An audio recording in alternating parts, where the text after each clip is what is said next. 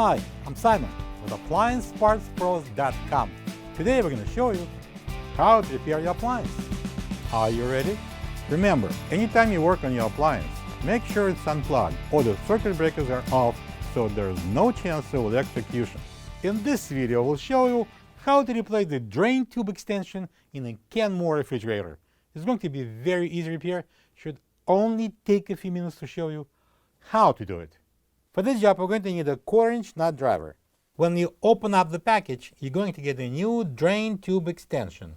This drain tube extension is located at the back of the refrigerator behind the cover panel. If there's ice buildup at the bottom of the freezer, that could be caused by a broken drain tube extension.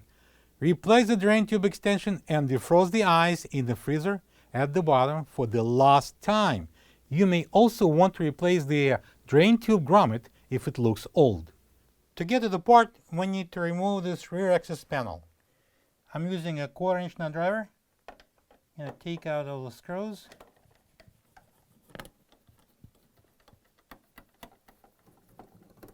And now we can remove the panel.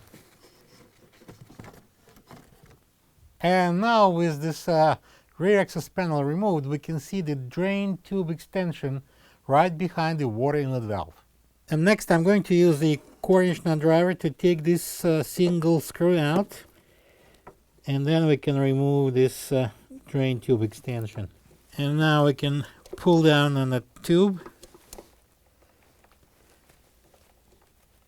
And I take it off this grommet on the top.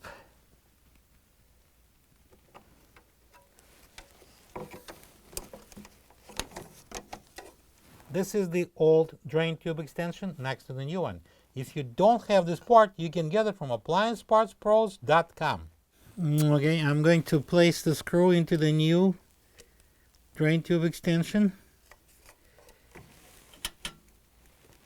I'm going to hold it, and I'm going to insert the tube into the grommet on the top, push it up, and then we can place the screw. I'm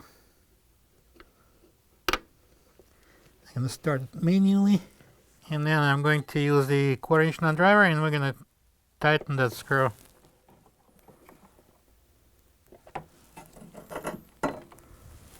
And now I'm going to install the access panel back. Slide it at the top, and then I'm going to match the holes, and I'm going to put screws in. I'm using a 1/4-inch nut driver.